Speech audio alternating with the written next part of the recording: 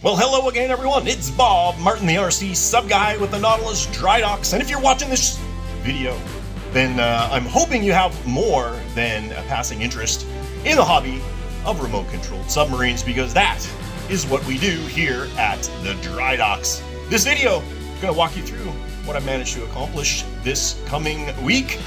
Should drop on Friday. You'll be able to see everything that I succeed at, fail at, and everything in between. So let's get this week started.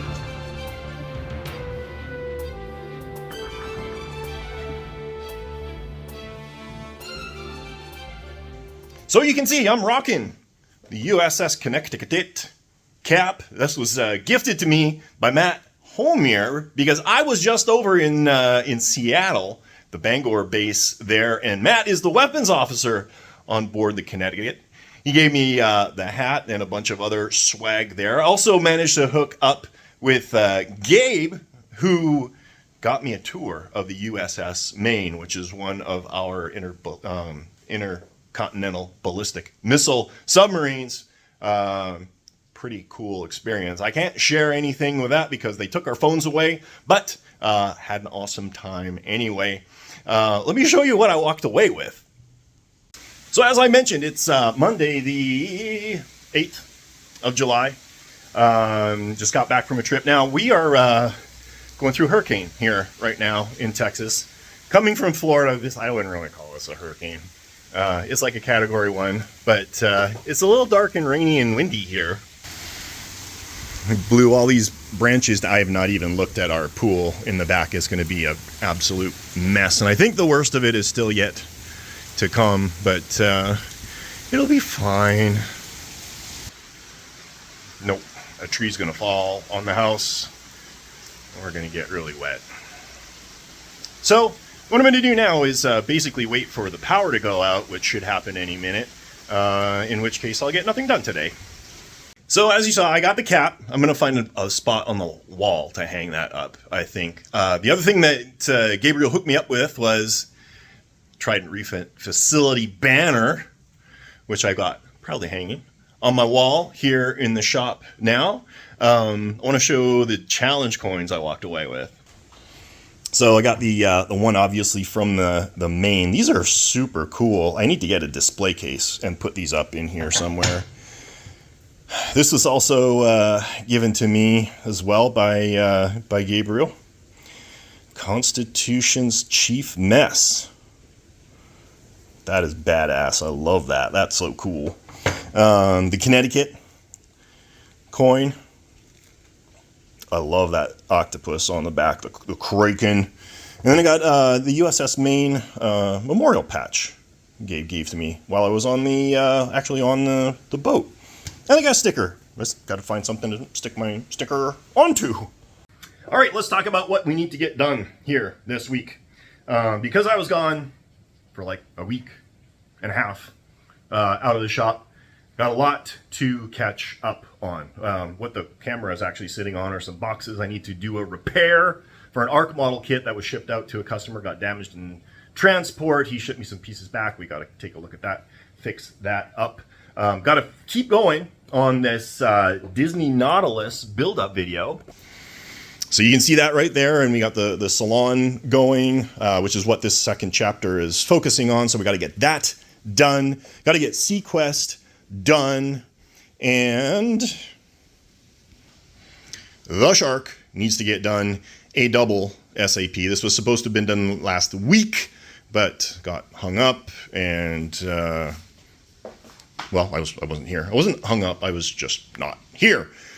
Got to get this done. Should be quick to get done, though. I'm confident it'll happen this week.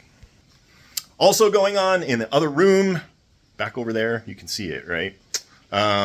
Typhoon needs to get that new ballast system installed. And then another thing I'm rolling around on the back of my noggin, the sub run is coming up in Groton, Connecticut at the sub base there. I've got no boat. Now I have the Alpha, but I'm going to be flying up, so I can't bring, a 6-foot box with me on the airplane. So what I really want to do is try and get that Bond Lotus done. That might be a weekend project. We'll see how far I get on customer projects. take it from there. And then another thing I've got going on, which isn't really taking up any of my time, but is nonetheless cool that I want to share with you. Can anybody identify the boat based on this partial build? I'll give you a little hint. This was something that I had built up a couple of years ago. Kind of got it started. It blew off the shelf and exploded into a million pieces. That's right, boys and girls. It's the Nautilus from the League of Extraordinary Gentlemen, but this time bigger, better, and badder than ever. The last version was about 4 feet long. This one is 7 feet in length. But this printer, the reason I'm so excited about it is the material is actually fiberglass reinforced ABS plastic. So this is all ABS, completely thermally stable for anything that we need to do. And these pieces that you can see here, which I'm still waiting to glue these together, are really, really, really rigid. Super, super cool. I am really excited about this. And it's even printing the detail pieces out really nicely. This is the rudder, for example. Pretty big piece. So I did all of this up yesterday, actually, on the weekend, on Sunday. So this is going to be the rudder assembly, how it mounts on the back of the boat. But it's actually a triple rudder. There's the central rudder and then 2 auxiliary rudders that go on there, and they're all linked together. Why? I don't know. It looks cool. It doesn't work worth spit, but this is going to be much, much better than that last one because there was no room to work on that last boat. It was so ridiculously small and narrow. Lots more room in here. You can see I can like get my hands in here. One thing I wanted to note on this though, the new printer is using a nozzle that's 0.6 millimeters in diameter, which is really pumping out the plastic. But what ends up happening, anything that's smaller than 0.6, it omits in the slicing program.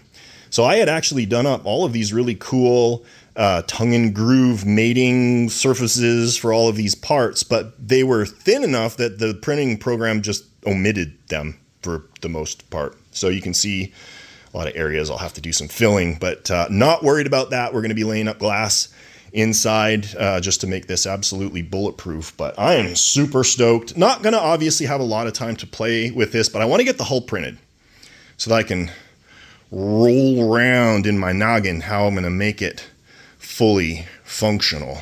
Still here. It's raining a little harder now. Just got to keep the power on. Don't cut my power off.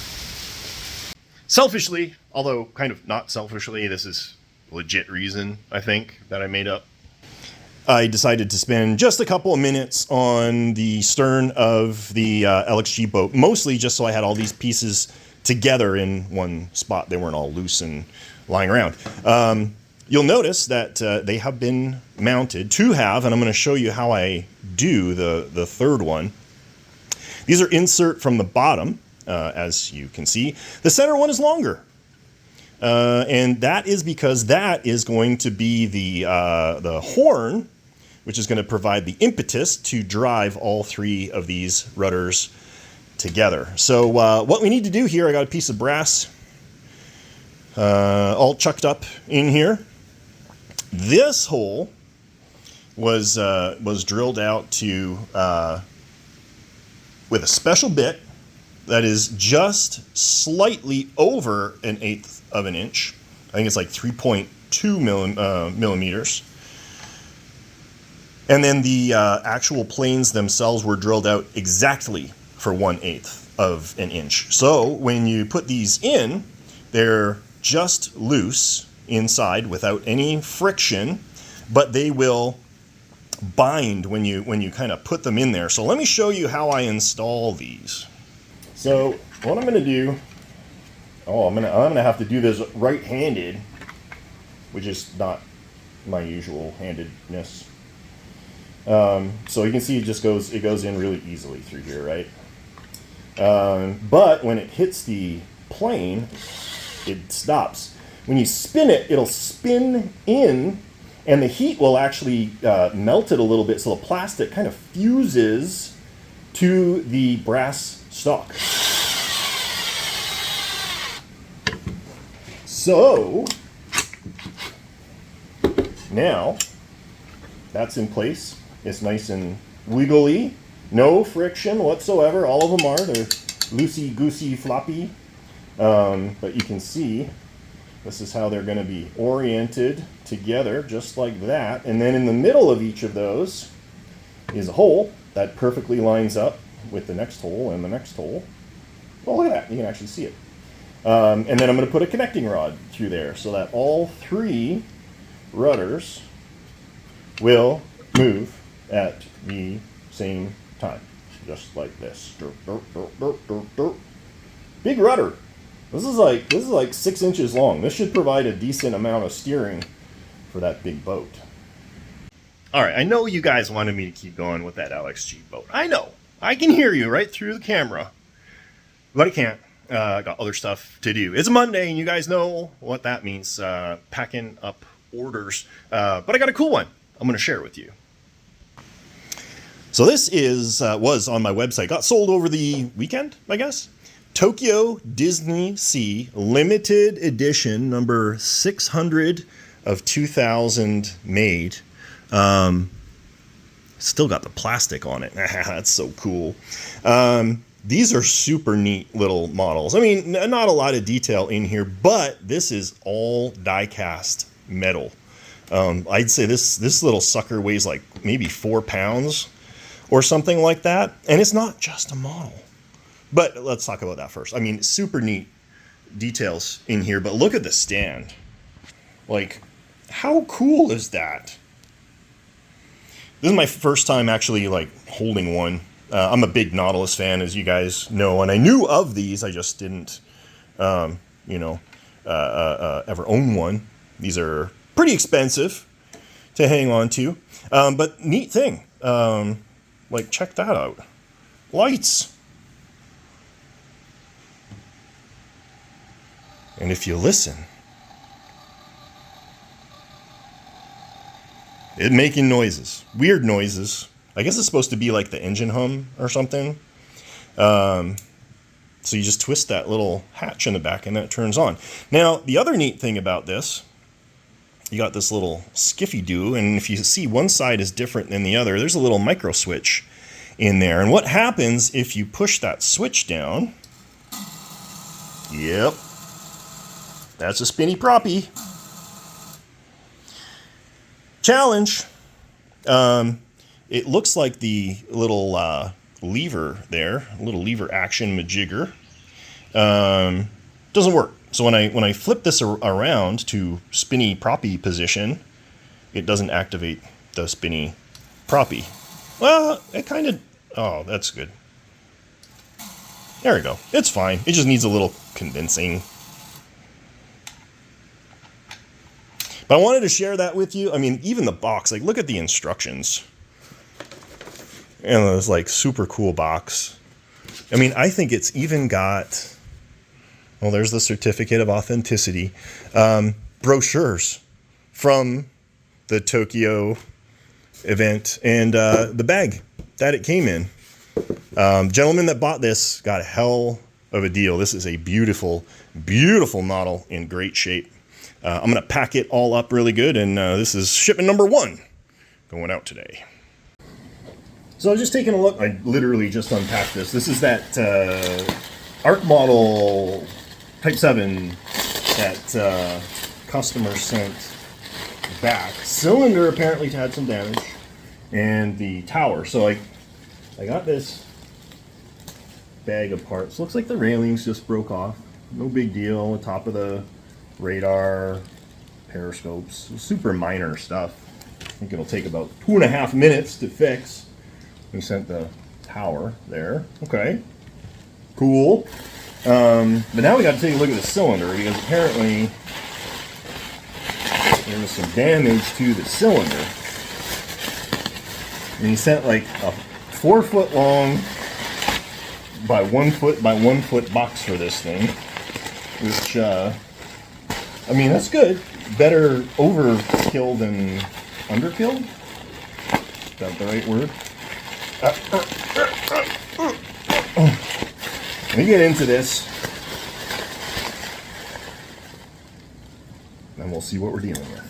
Okay, this is what we're dealing with. I took 2 of these out already, but what basically ended up happening by the looks of it, this thing got thrashed as per normal by UPS, and it broke that. And you can still see what's in there. So when Jason builds these cylinders, he uses these little standoffs that are embedded in this bulkhead, and basically these just broke free, which not cool. I think this is going to be an easy fix, though. What I may need to get from Jason, though, are another set of studs and some more knurled nuts. And then what we'll do, and I've done this in the past, and it actually works really good, is permanently affix the studs to the bulkhead here, so they go out just like an OTW cylinder, and then you just kind of put the end cap on through there and tighten down the end cap. So I think this is completely, utterly, and absolutely salvageable without any loss of performance, and actually by the end maybe it'll be better than it was. So I'm going to get with Jason, get some parts, do some gluey, fixy, adjusty, putty, fixy, beauty cylinder together, get this thing back out, and in the meantime we'll do some gluey, fixy on the tower. You won't even know it's broken. Well, a little hurricane update for you. Rain's coming down pretty good, and my pool is overflowing the edge. That is currently the edge of the water in my swimming pool. And it makes it look like I got lily pads floating in the middle there, but no, that's a hefty chunk of tree. Oh, man.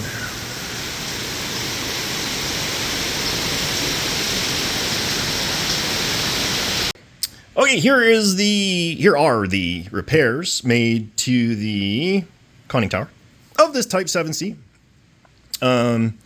These periscopes were sheared off, so that's not good. What I'm going to end up doing is printing new ones. I'll glue them on. They'll look better because these are the cool part of the periscopes are gone. All of this went really, really well. You can't even tell any different than how it was originally, except we're missing 3 chunkies. 1, 2, 3. So we're going to be doing some fabrication in an effort to try and repair these and make it look like it never happened. So let's see what we can do. So there we go. Got some railings in here. This is better than new. These are brass, super heavy duty repair, and just need to get touched up. Give them a little paint in here, and you'll never know that anything happened to this. Yep, power's out. It's 10 o'clock in the morning. It's awesome. Lost a whole day. Can't work on the computer. The 3D print I had going is likely screwed up. Oh, that's our generator. I don't think that's main power.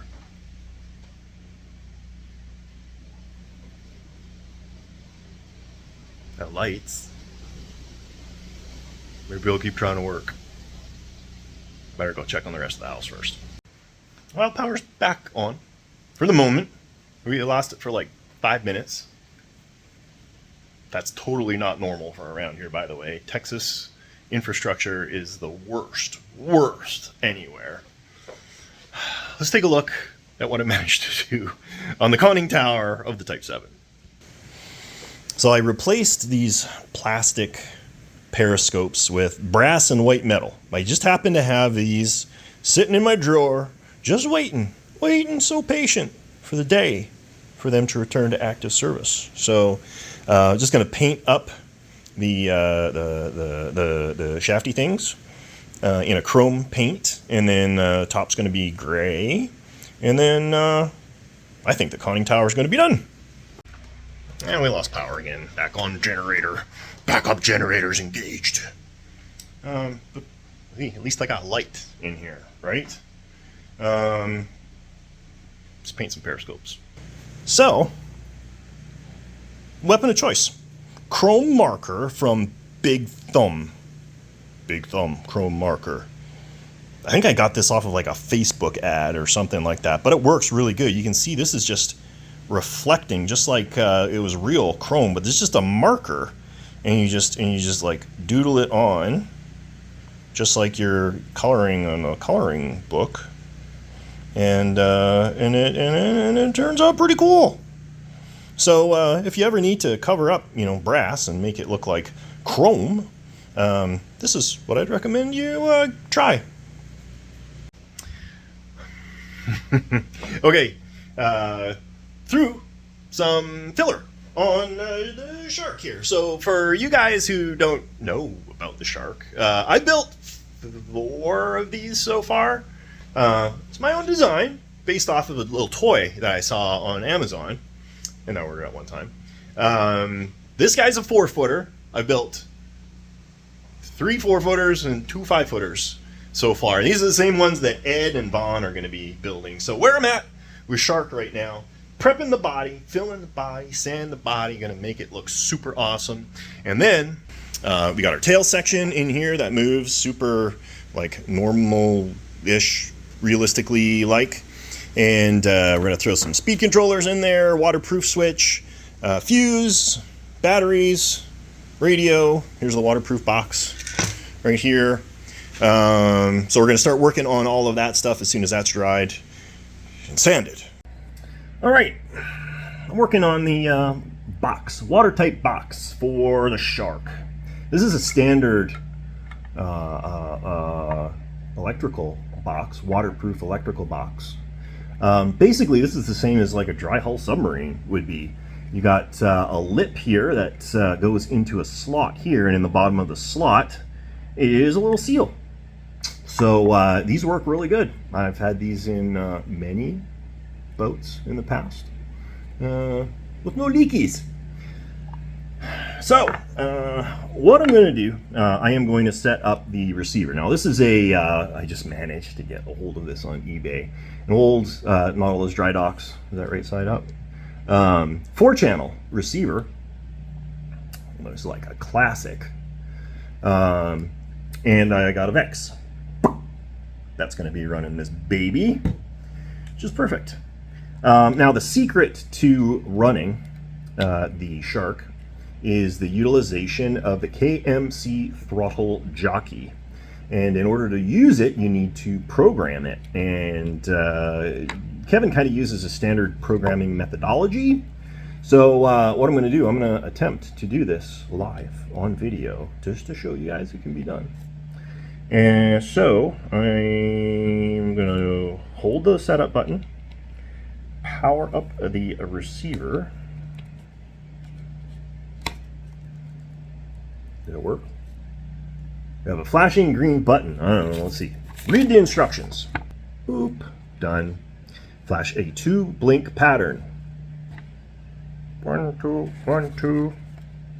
Set the throttle and rudder to neutral and then press and hold the setup until, so basically it wants neutral. So I'm gonna check and make sure that the throttle and rudder are both in neutral. Press and hold, boop. There we go.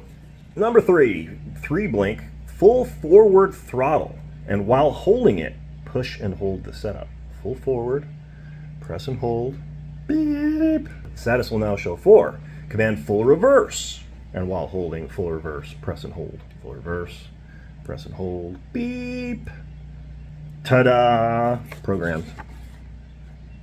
It's pretty easy. Some of these are more complicated than others when you get into like the BLM and you're going through like, I guess 4 different settings, just like you do with this, but you have to like move it to certain seconds and stuff like that. But just take your time. If you get messed up, just start over again. It's not a big deal.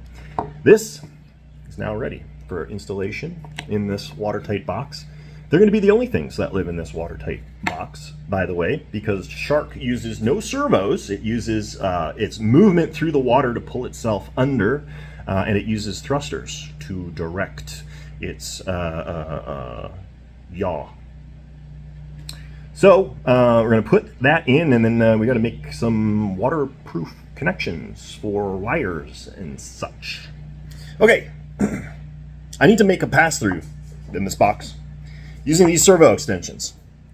There's other ways of doing this, and probably, you know, more professional ways of doing this. But the thing is, this box really is not going to move once it's installed, and it doesn't need to be opened up unless there is a leak.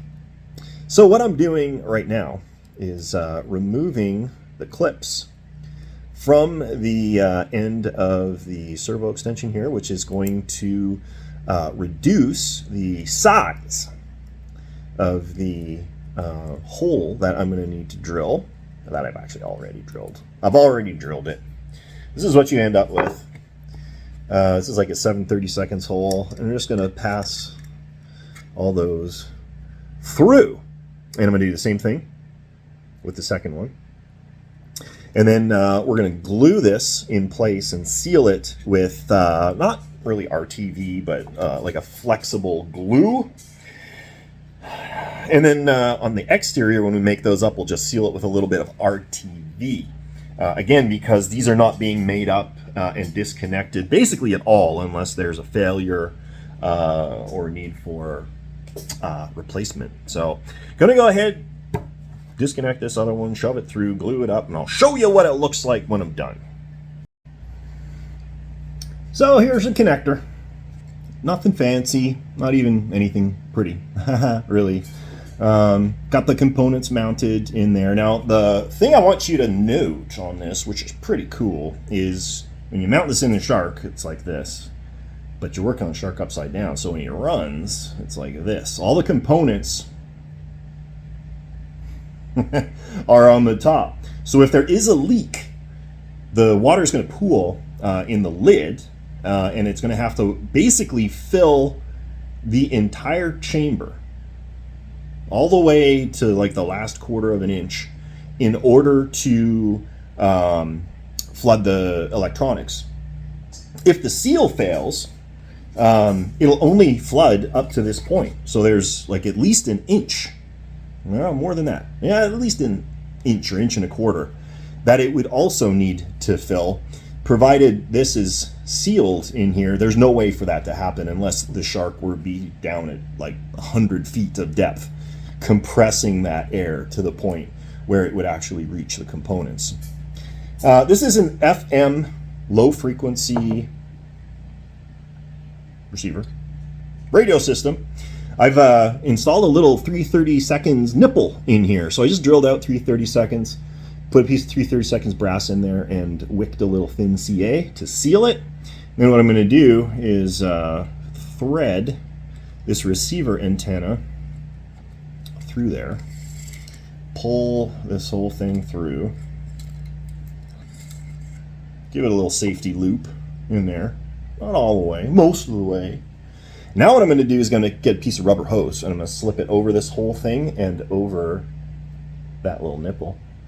You know what? No, I'm not. I'll show you what I'm going to do. All right, I changed my mind. I can do that, you know.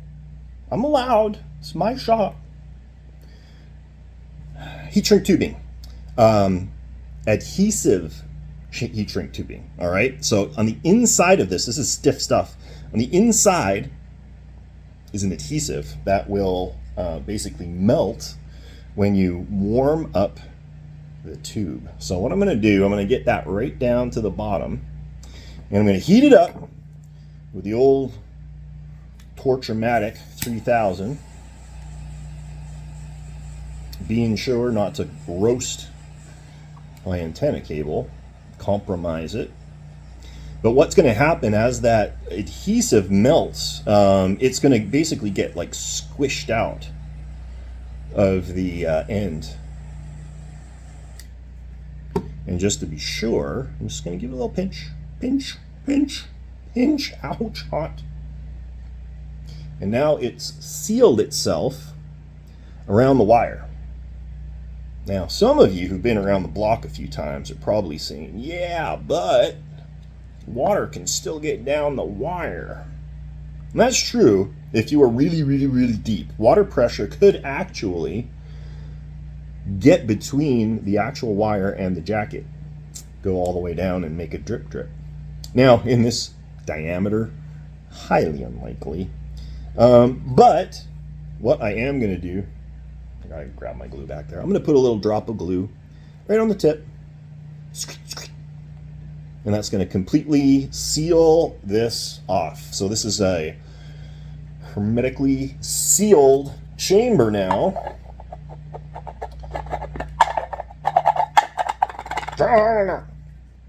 Sealed chamber now. Ready for installation in the shark. So next up, shark has glowing red devil eyes. Get these off of Amazon. They're like $1 a piece. These are marker lights for trailers.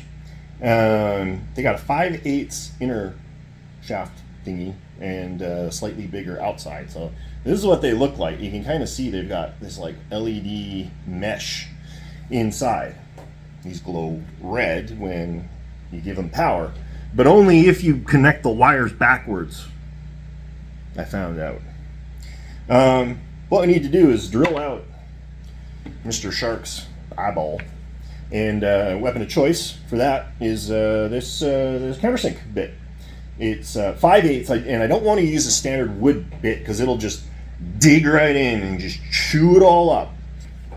11/64, because it's a bit you never ever ever use, and I don't want to dull up my common ones. Now he's got a pupil.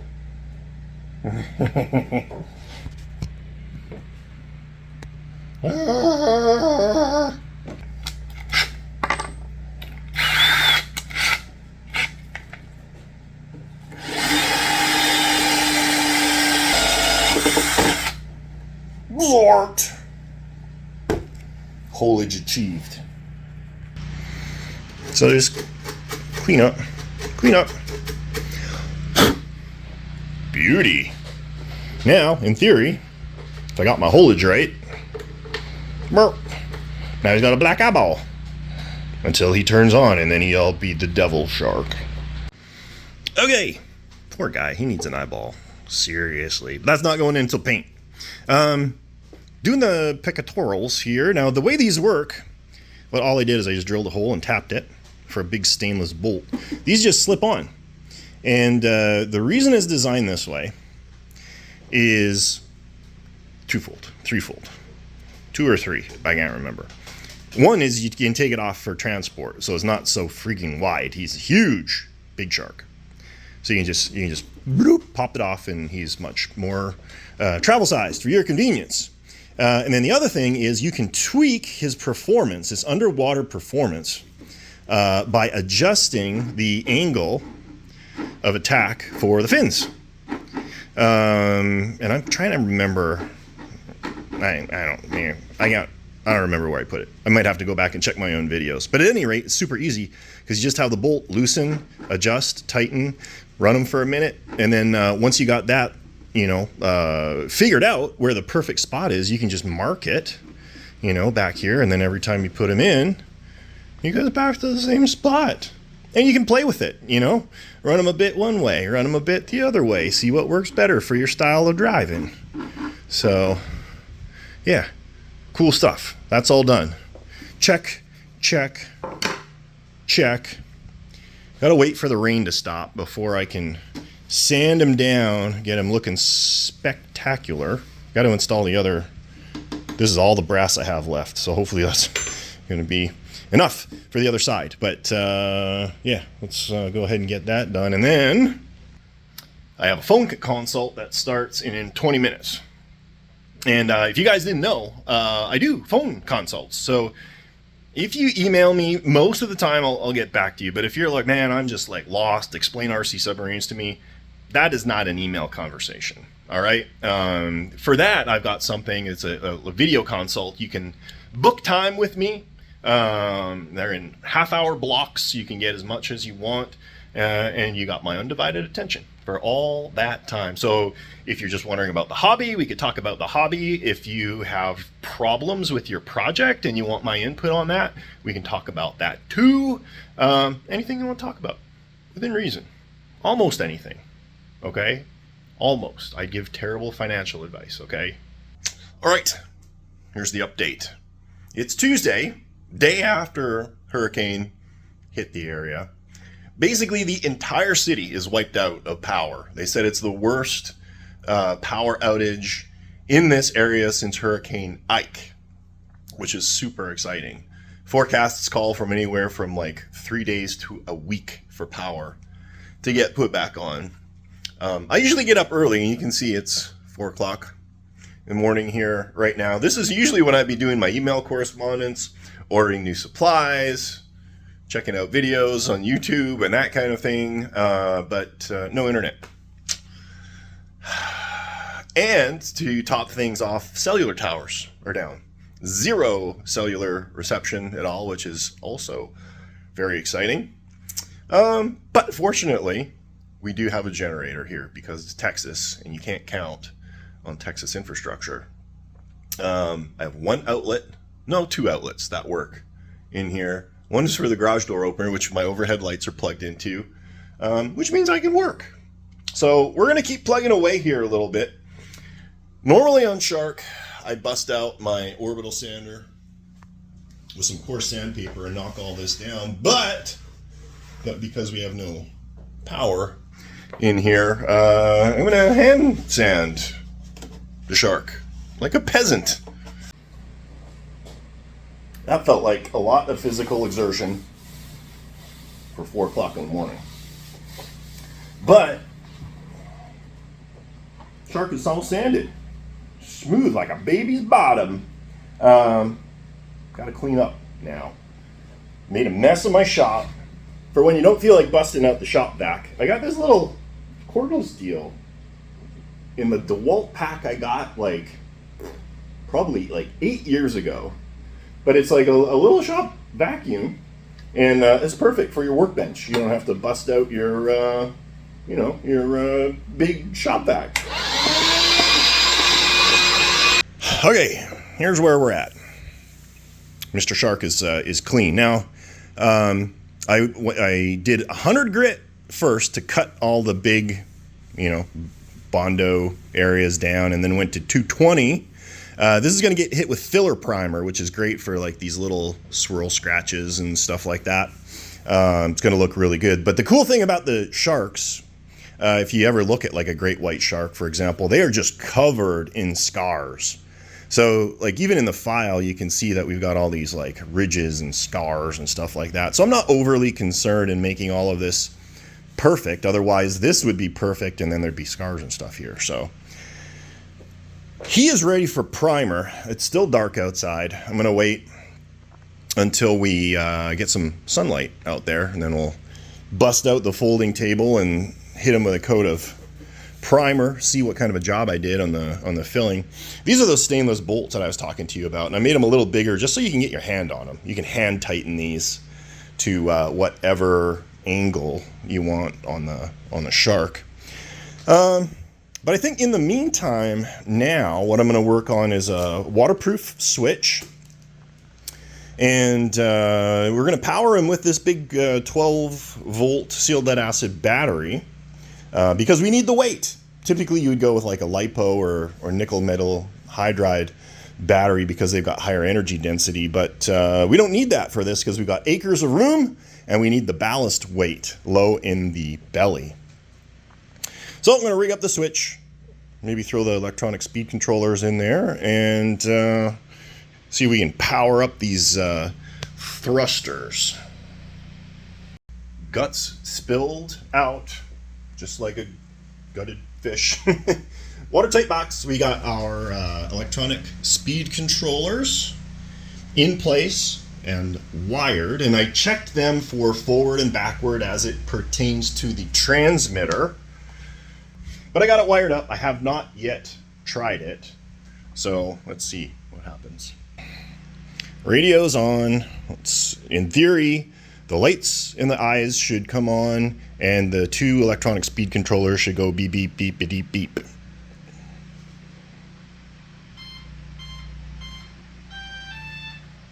Do, do, do, do, do. We got 2 lights. That's cool. All right.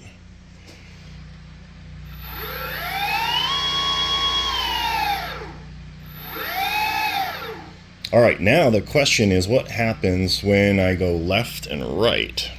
So again, this is differential steering. The water jets come out the gills. So to turn left, we want the left thruster to go forward and the right one to slow down or even reverse. So I'm going to go ahead and go left. So this is the left. It should blow out. Nope. Gotta switch channels, or switch the inputs. Fortunately, you can just do it right through the radio. Want to reverse channel 1. Doo-doo-doo.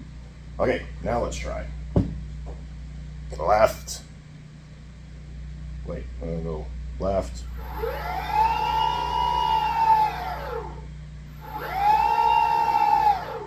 Much better. So I want everything to be switched on with power. In my previous iterations of the Shark, because they were higher output, there were a lot of high voltage waterproof switches that were available. So you just plug in power and away you go. This is much, much less. I don't know if you noticed. Of course you did. You could tell from there. You're smart people.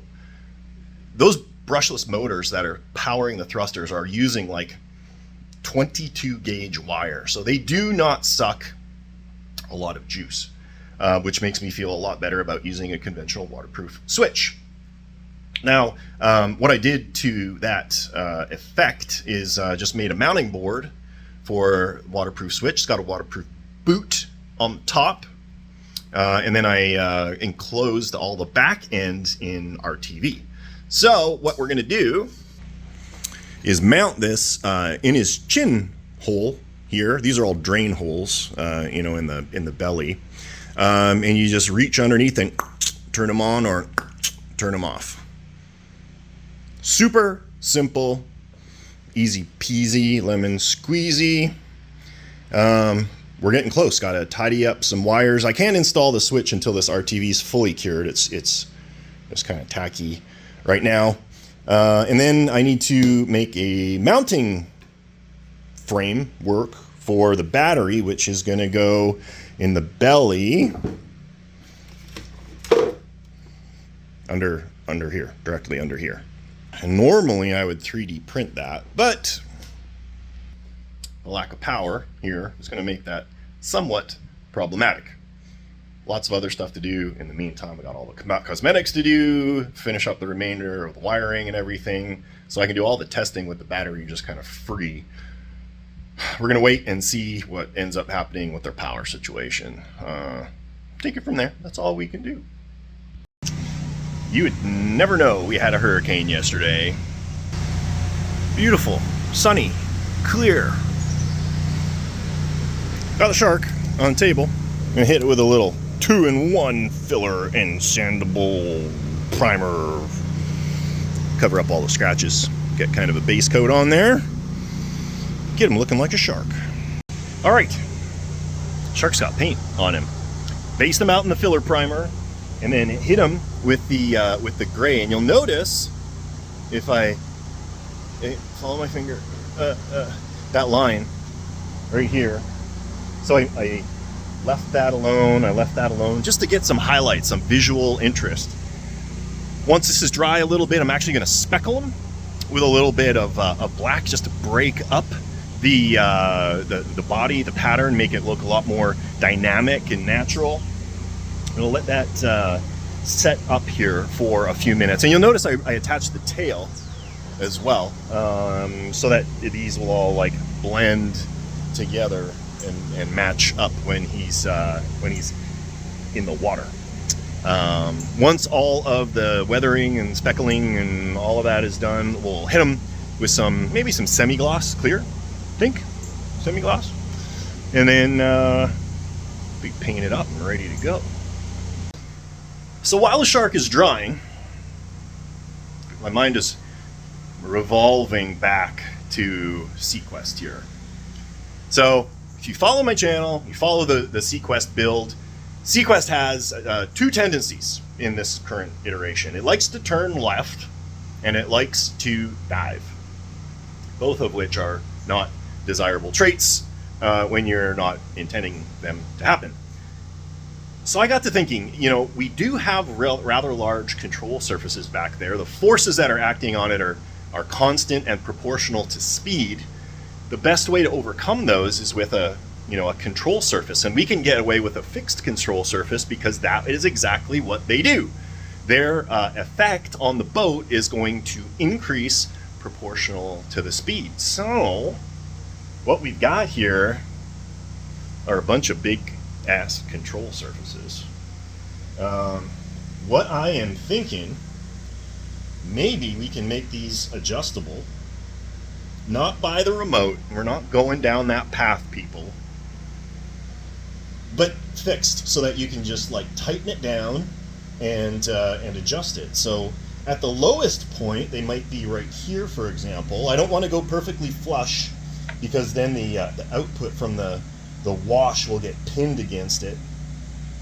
But something like this, maybe up to something like that. And then do the same thing on the sides as well. So if you start getting that left turning tendency, you put the right fin out a little bit, lock it down, test it out, a little more, a little less, whatever you need to do. Same thing with the diving. If she wants to nose down, then what you would do is get that top fin up, and that would produce downforce on the tail and keep it more level, hopefully counteracting this weird thing going on. The challenge I'm running into is that these little outsets, opposite of an inset, are blocking access to, just using like a bolt, for example, that you would torque down. So I got to put some thought into how we can make this adjustable, but not make it look ugly. So I'm still pondering the whole SeaQuest situation. Taking a little break, even though it's coming up on 9 here. This is halfway through my workday, like 4 hours in already. Playing with the LXG boat. So I want to make the linkage connector, and just got some brass flat stock, and I've drilled these out so that they're exactly the same distance apart.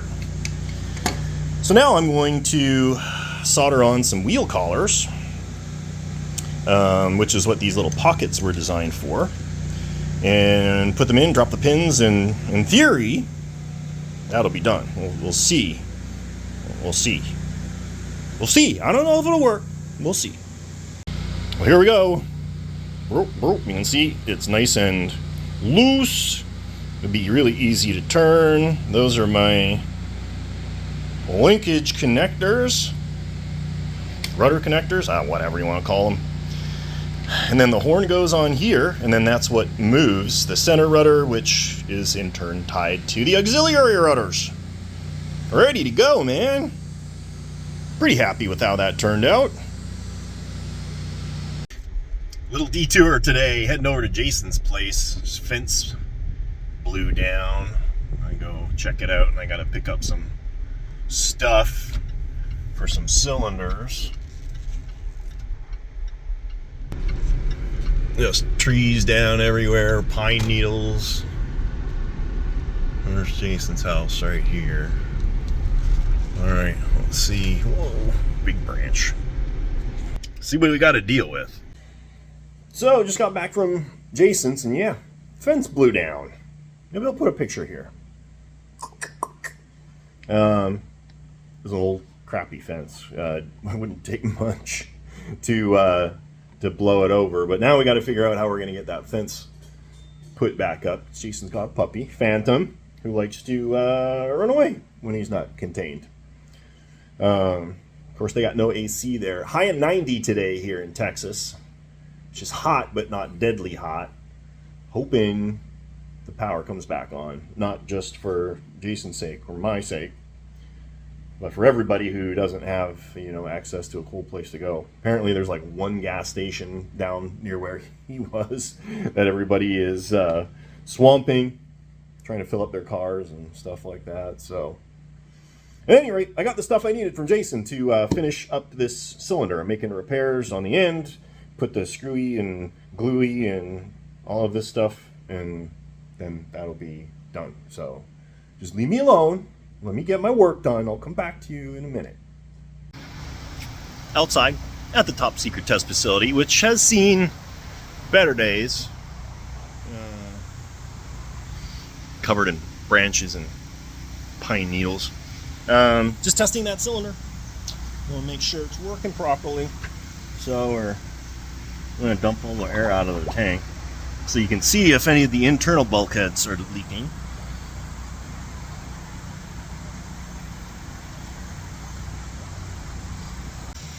So, turns out silicone around the wire conduit wasn't fully seated, so went ahead and fixed that. So now, in theory,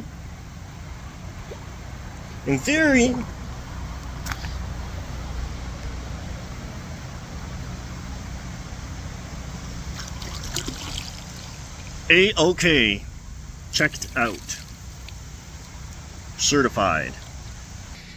So, I just got a little dirt on him there. Painted, speckled, highlighted, white on the belly, all good to go there. Did the pink in the mouth, and I intentionally got some on like the middle of the teeth and stuff, because whenever I see sharks, they've always got bits of stuff in their teeth. They definitely need to brush more often. But eyes are glued in place too. Looking pretty rad. I'm hanging him up here like this to basically dry. He's going to dry for the rest of the night, and then tomorrow we will tackle the installation of the battery and the foam. I think that's going to be pretty well it till we get to trimming. So great progress today. Now, for the next 45 minutes before the day ends, got to figure out what I'm going to do. Maybe I'll take another look at SeaQuest. Or maybe I'll pack up that cylinder. I don't know.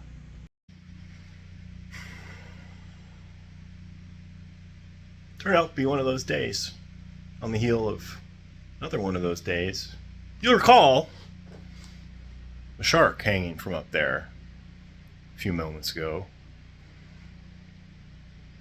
Well, the high quality bungee strap that I was utilizing to hang him decided to let go.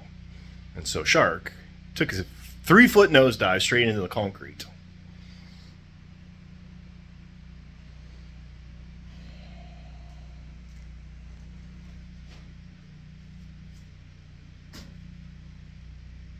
I think I can find most of the parts.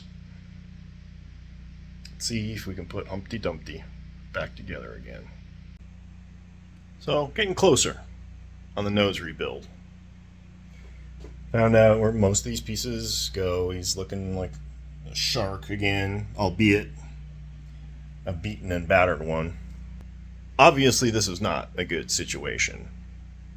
But, on the good news, when it gets rebuilt, it will actually end up being stronger than it was initially. So all of this is going to get obviously glued, tacked with cyanoacrylate, filled, sanded, and then on the inside we're going to put a layer of fiberglass, and that will just basically create a massive web of support on the back side of this. Can't tell you how disappointed I am on this.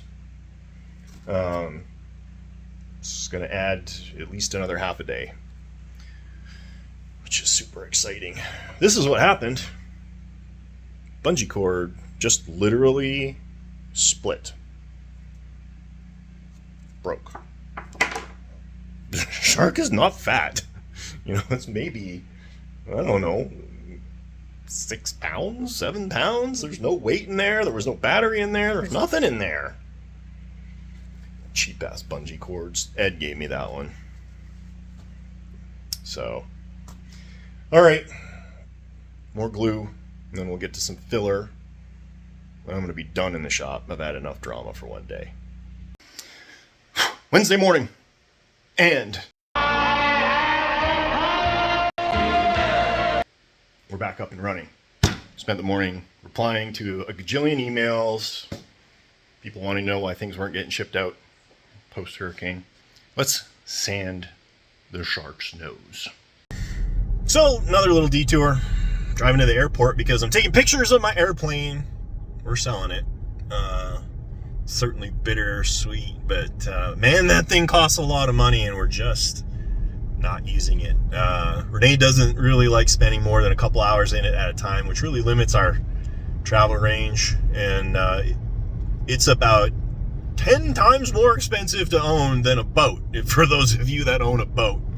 So off to the airport, we're going to snap some pictures for the broker, see if we can get this thing sold. Still seeing a ton of, you know, outfall from the hurricane. Lights are down, a lot of uncontrolled intersections, and boy, do people not know how to drive. Just blowing through uncontrolled intersections, like, don't understand. They're like, well, if I come to a complete stop at a flashing red intersection, that means I can go right away. Oh, people. Back from sweating it out at the airport. That was hot work. By the time I left, it was like 99 degrees outside. Before I left, though, got some work done on the shark. Yay, back to where he was before he took a nosedive. This actually looks really good. Like a few little pits here, but intentionally left them, and that just kind of matches the rest of the body. So he turned out pretty cool.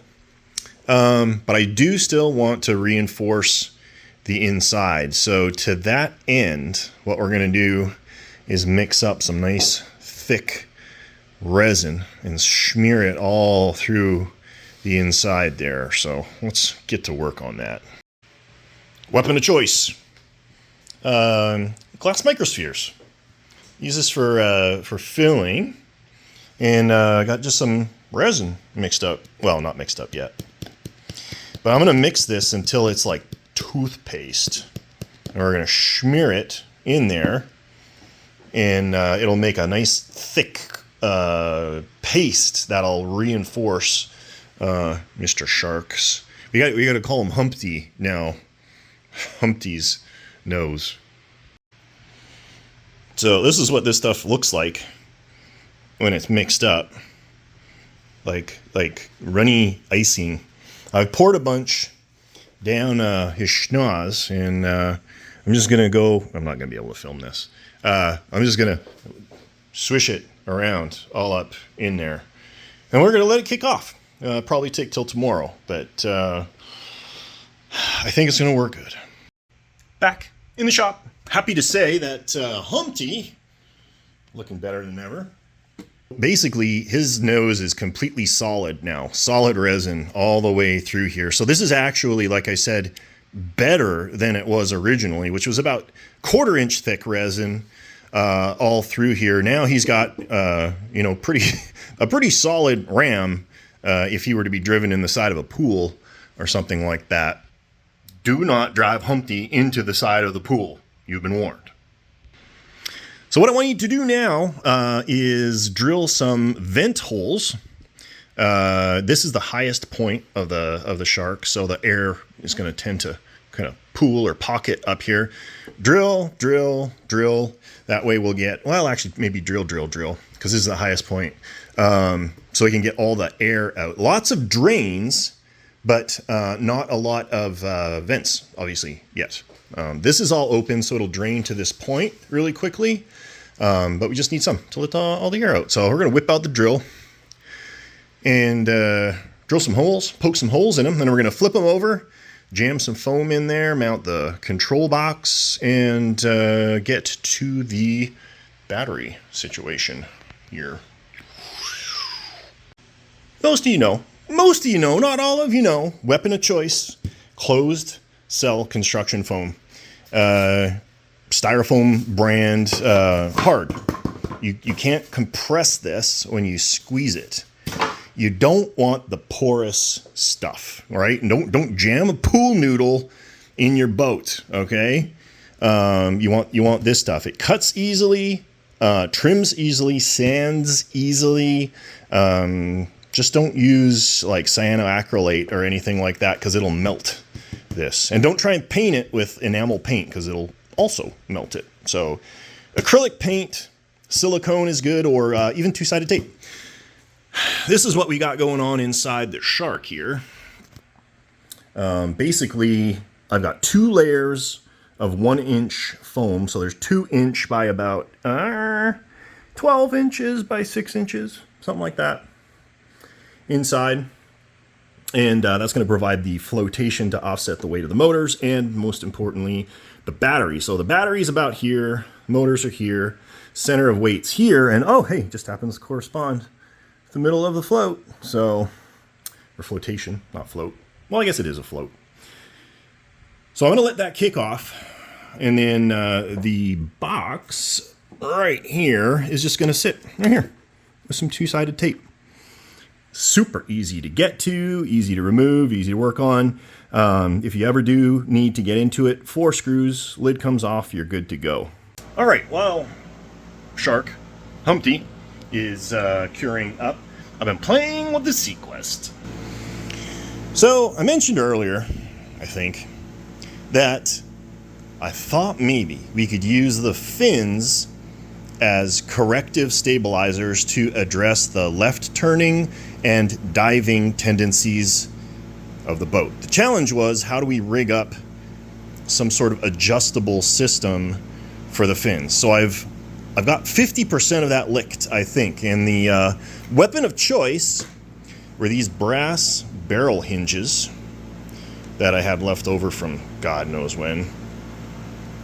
So they're nice and beefy and stable. This area is really, really thin. So there's not a lot of meat in there, but I managed to make this work. So now we've got adjustable fins. The bottom one is fixed, and the reason for that is that the linkage for the dive planes, or no, rudder, the rudder, passes right through that bottom. So there's just no meat in there to glue a hinge without massive modifications. But that should be fine, because we want the top plane to enact the corrective action for that dive, and then we want the right fin out to correct the left turning tendency. So the challenge now is there enough rigidity in this? I don't think there is, to hold them in place.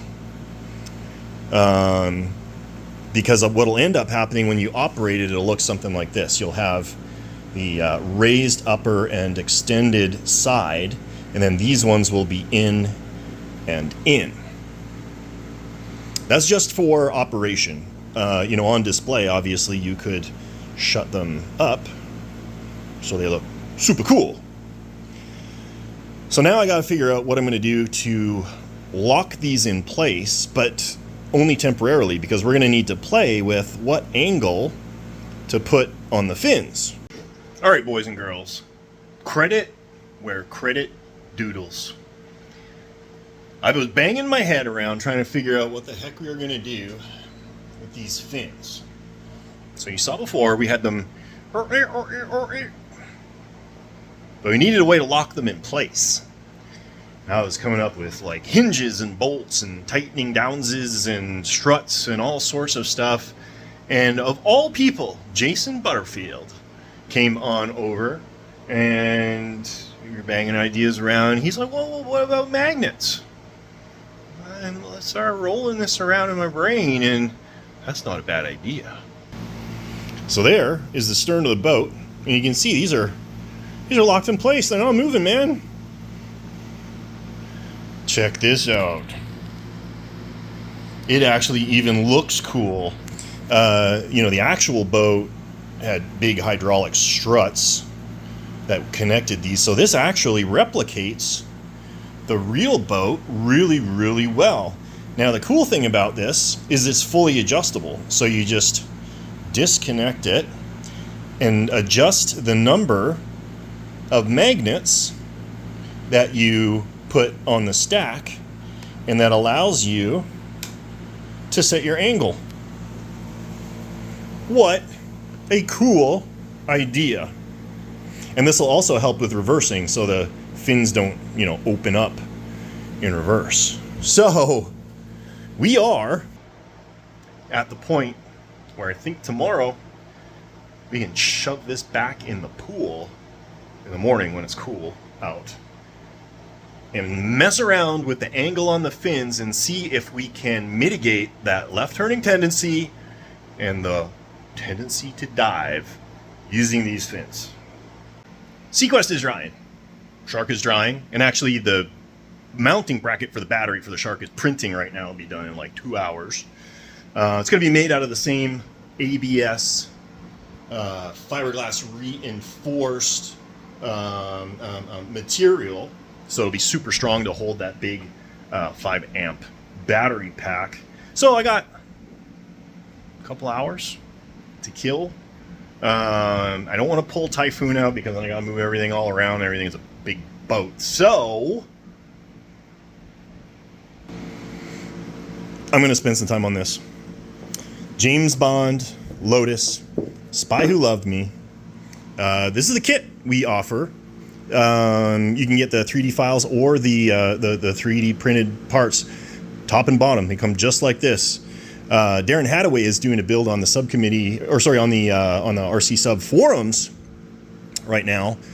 I want to build mine because I've got 2 events coming up.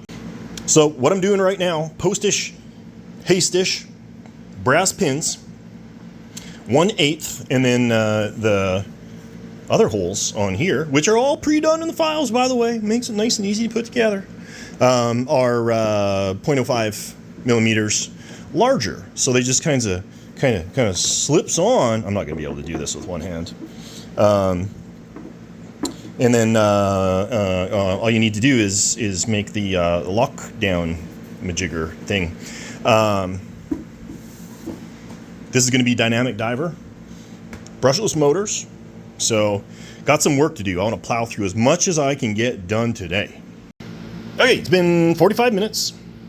And we've got some props all ready to go. These are nice and free spinning. Problem, one of the props, well, I've got 3 of one side and 1 of the other side. So I've got to print the proper side prop to go in here.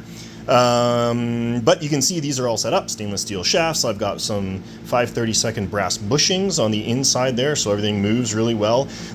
For steering, I'm gonna rig up all 4 of these rudders together, and that'll give really good performance because this wash obviously is going to go directly over the rudders. That's going to give some really, really, really good steering. There's been some people saying, hey, why don't you do differential steering? Which, I don't know, man, I guess that would be easier, but I'm just kind of worried that I'm not going to get the same sort of performance. I'm just going to rig these up, and then I'm also going to have differential steering. That's what I'm going to do, because each one of these motors needs to have its own speed controller, which means I can rig them 2 up on one channel, 2 up on another channel, and mix it in my radio. So I think before I do all of this installation, though, and everything, I'm going to paint the hull. So before I go too crazy, I'm going to work on some dive plane installation. Progressives, dive planes, super free, got the bushings in there. Don't just put it into plastic, put the bushings in. So the way that this is going to work is we're going to have a horn that is down, a horn that is up, connected together so that the dive planes will move opposite each other. And the way I think I'm going to do it is have this on one servo and this on one servo, not this and this. And then that way I might be able to program in some banky Millennium Falcon-y looking stuff. I was going to 3D print a bulkhead, but then I got to thinking, man, these come with their own mounting brackets. So all I need is a flat chunk of plastic. So I did that, got this perfectly set up to go inside, and then put the shafts in and then pressed them into the plastic. So now I've got little dimples where they go. And the trick is you need to make sure that these motors are perfectly centered on there. And the way I'm going to do that is drill these out so that I can sight through from the back, put this in until that shaft is centered in the hole, and then we'll have our motors mounted. Gotta say, I'm liking how this is coming together. Motor bulkhead, notched out in the bottom for the wires. Plastic sheet, stainless hardware with an aluminum support bracket in the back to maintain alignment. And it seems to match up just about perfect to all the shafts. So they'll be spaced a little bit because there's going to be couplers in there. And then there's also actually just a little bit of play, which is why I made those shafts a little longer. So you've got millimeter of wiggle room if you need it, right? Right. Let's secure this in place. We'll glue it. We'll make some brackets and bracketry and bulkheads and glue it so that it's ready to go. I'll see if I've got some 1/8 by 1/8 couplers. All right, here is the drive assembly mocked up, measured for evenness. Everything is slipped in place here. So these couplers are bolted to the motors, but they're just loose in the shafts here right now. So what I'm going to go ahead and do, I'm going to tack this in place. And then afterwards, we're going to make some little brackets that are go in the back here to provide some additional support. And yeah, that should work really, really good. This isn't going to have any force this way. It's all torsional force, and these are actually going to counterbalance these, so it should actually be a net zero force on the bulkhead. But we just want to make sure it doesn't fall out. That'd be embarrassing. Since I got it here, this is going to be the waterproof box that we're going to be using. This is an S3 2000. Provided it fits in here. Yeah, it should. I don't know. We'll see. We'll figure it out. And the battery is going to be this gargantuan 11.1 volt, 6600 milliamp lithium polymer battery pack. Going to fit in there along with the receiver. So don't need to worry about waterproofing the battery. It's going to live in there. This will all provide buoyancy. So yeah, I think this is going to work really, really good. Just got to figure out the wiring. Maybe, I don't know. Like maybe we'll put the ESCs in the back here and leave this open. I don't know. We'll see. Okay, I got emails and printing stuff to do, but one last look at the Lotus before I go. So this has been tacked in place, and I'm just kind of playing with the position of things. These are the Python waterproof brushless ESCs. I really, really, really like these. They are super cool. And the box is going to go here, just probably held down with like two-sided tape. So if you ever do need to get back into, you know, the wiring or whatever, just pop it off and off to the races. And then this will allow me to make a power bar up front to plumb in the wire all together, the power all together for all of the ESCs. And then these two will get connected together from a signal perspective. These two will be from a signal perspective. So this motor and this motor act as one. This motor and this motor act as one, and they're contra rotating. So, man, we're getting We're getting super close. I'm excited. A lot of progress in like 2 hours. A very good morning. Friday. Super excited. I have a doctor's appointment at 2, so which means I got to shut down here about 1 in order to get ready for it. But I'm excited to see what we're going to get done here today. I want to get the shark in the water, I want to get SeaQuest in the water, and I want to do it before it gets too incredibly hot here, which may or may not happen in the next hour or so. Working on the battery tray for the belly of the shark. While I do that, just wanted to bring up a couple things. First of all, a little morning rant. So a couple weeks ago, I had a claim go through PayPal for goods not as described. And this was a lady in the UK that bought the digital PDF copy of my book, Diving Deep. Now, if you're not familiar with it, highly recommend it, guys. If you're just getting started in the hobby, or even if you've been in it for a long time, there's a lot of really good stuff in there. I got it as a hard copy book, which I'll sign and mail to you, or a digital PDF download. Now, she purchased the digital download, PDF format, lodged a complaint that she couldn't open it on her old iPad, and that she doesn't read books, she wants to read it on her iPad. I tried to reach out to her, she wouldn't get back to me, so I just basically tried to contradict her claim, and I won. Yeah, well, I mean, I gave a PDF format. This is like a world-recognized digital format. Great, right? Well, not so much, because PayPal is stupid. I was charged a 38 British pound dispute fee for a $9 US digital download. I hate PayPal. I hate it. Okay, got some filler curing on shark here. Did this for additional strength. There's going to be a lot of weight on here. So we've got filler, the bolts on them, I sand out all smooth and everything. Just didn't want the bolts sticking out. Maybe these will look like little nipples or something. I don't know. Maybe it's a girl shark. But back to work on the Lotus in the meantime. All of the ESCs have been affixed, two-sided tape. All of these connections have been sealed. I reprinted the missing prop. One of those props just doesn't belong. That's her right there. Spins nice and free. Got the horns on the control surfaces. Working on the servos. Now, I know I said earlier that I was going to use waterproof servos, but changed my mind. I can do that. I'm allowed. I can do it. Change the plans. You need to be fluid, flexible. The high-tech servos are waterproof, but they're only IP67 rated, which is 1 meter depth for, I believe it's 30 minutes. Which for a normal boat is fine. You're going to be running at the pond. You're not going to go more than 3 feet deep, or if you are, you're just asking for trouble.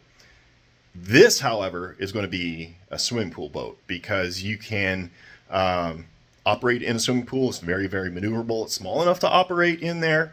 And with that being the case, you probably take it down to, 4, 5, 6, 7 feet quite easily. So we're just going to do away with that, make it maximum efficiency, effectiveness. I'll show you what I got. Standard digital servos. Oh, almost stabbed my toe.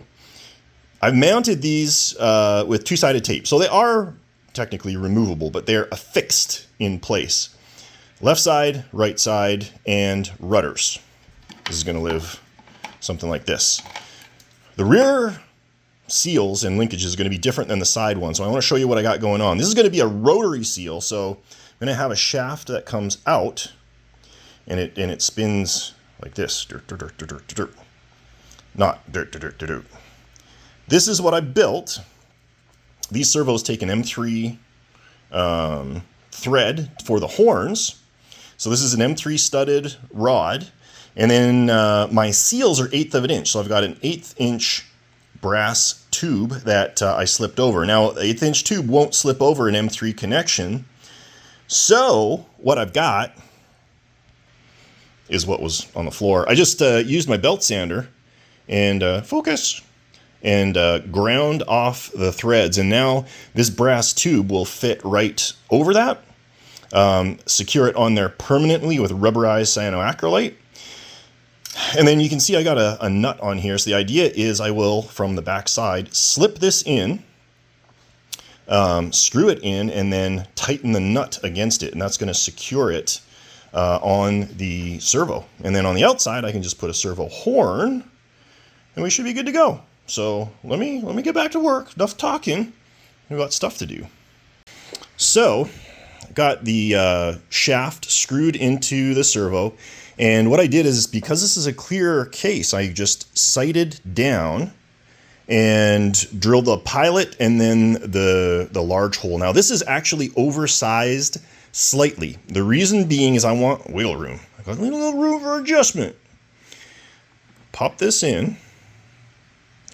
And now you can see that seats nicely. And it is perfectly, utterly in line with the output of that servo right now. So all I need to do is wick some adhesive on the bottom of that seal, press it in place, let it die. No, don't let it die. Let it cure, let it kick, let it harden.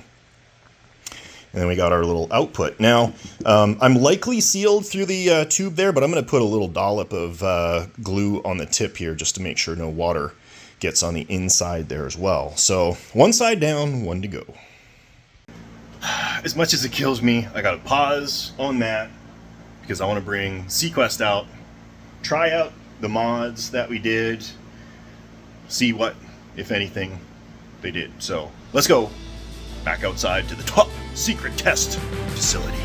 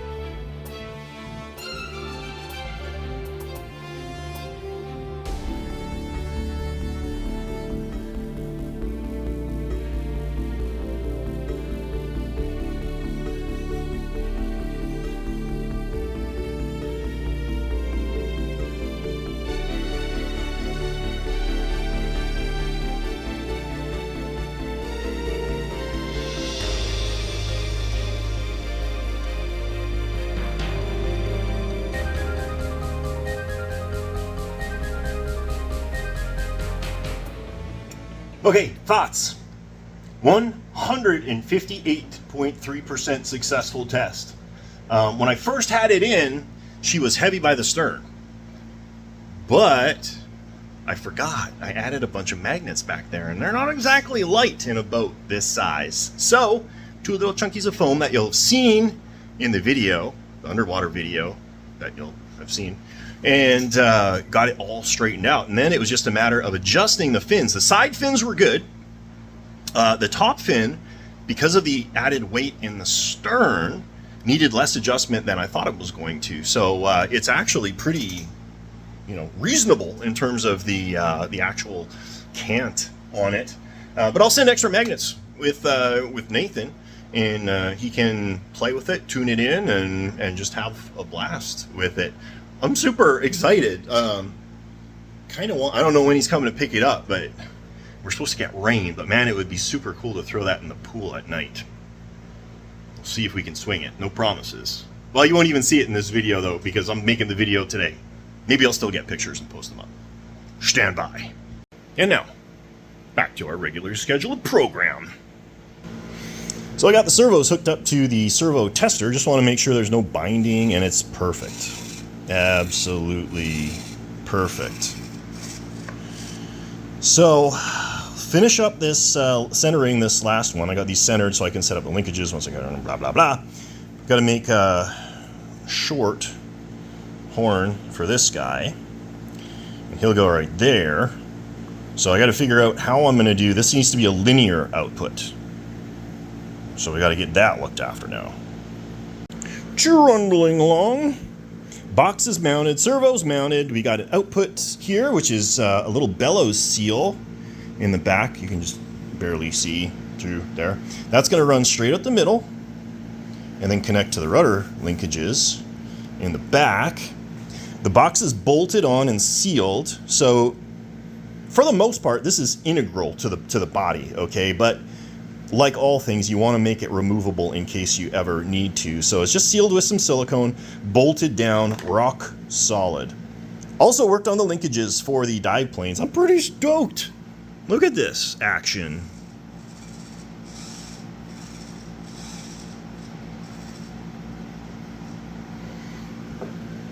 Now I just got to do the same thing to the other side. Just finished up lunch. It's pretty good. Got a couple boxes from UPS, got to go through. And just finished installing the battery in Humpty. So it just goes right in the framework there, and then a little Velcro band holds it in place. This is ready to go. I like it. I want to see what's in my boxes. It's so cute and little. This is the Corgi Lotus is free from the Spy Who Loved Me. Found that on eBay. It's pretty cheap. It's super cute. It shoots these little red things out the back if you pull that back. I'm not going to do it because I will never find them in here. But if you push the button on the front, the coolest thing happens. Is like James Bond's Switchblade. So now I got inspiration for my big build. It'll get me reference, because I'm sure this is very, very accurate to the movie, right? Well, I guess with that, we are going to round out the week. I'm kind of thinking maybe I'm going to be picking some more at the Lotus this weekend, in the early morning, before Renee's up. Made a lot of progress. I'm super excited. We got Shark built, painted, sat, ready to go. Broke him, fixed him, and got him ready. So Humpty is all ready for water testing, either this weekend, but more likely early next week. Should be done and shipped out next week. SeaQuest, super excited to have gotten that one all done, tested, and working awesome. Sounds like Nathan's going to be coming tomorrow to pick that one up too. Lotus. I'm super excited about how much I managed to get done. All in all, about 5 hours, 5.5 hours I've got into it so far.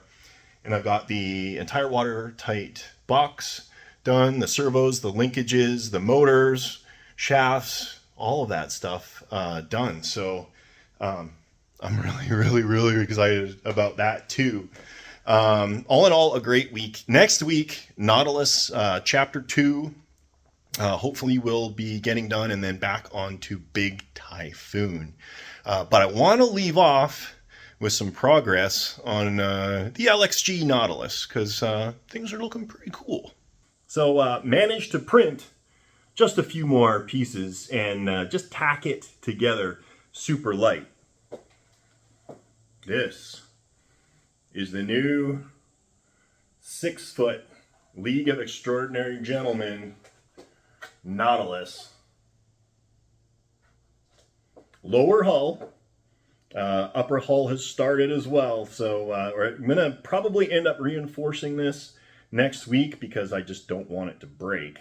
And then we'll probably end up sitting for a little bit, but it's going to be one of those projects I pick at probably after Subfest. So hope you guys are excited about this as I am.